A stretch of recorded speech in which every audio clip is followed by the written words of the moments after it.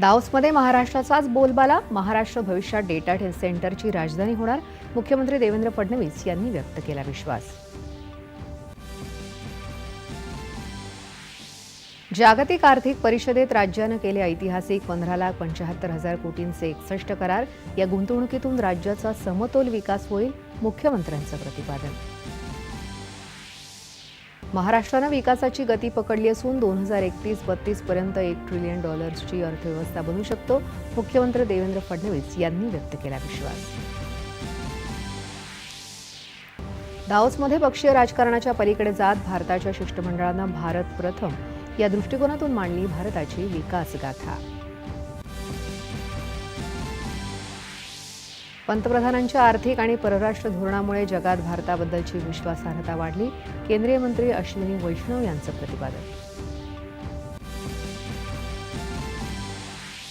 नेताजी सुभाषचंद्र बोस यांच्या 128व्या जयंतीनिमित्त देशभरातून अभिवादन.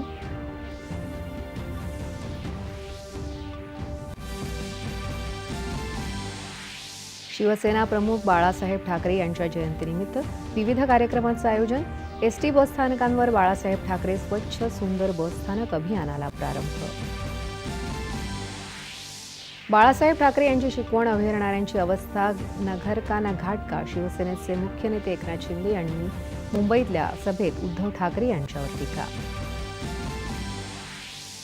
भविष्यात स्थानिक स्वराज्य संस्थांच्या निवडणुका स्वबळावर लढण्याचं शिवसेना उद्धव बाळासाहेब ठाकरे पक्षाचे प्रमुख उद्धव ठाकरे यांचं सूतोवाच.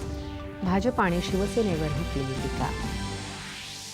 कुख्यात गुंड छोटा राजनचा सहकारी DK रावसह अन्य 6 जणांना खंडणी प्रकरणात मुंबई गुन्हे शाखेकडून अटक.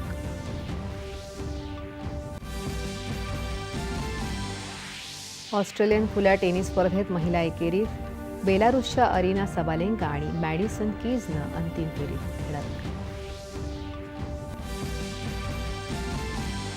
आणि 19 वर्षाखालील महिलांच्या T20 विश्वचषक क्रिकेट स्पर्धेत भारताची श्रीलंकेवर 60 धावांनी मात.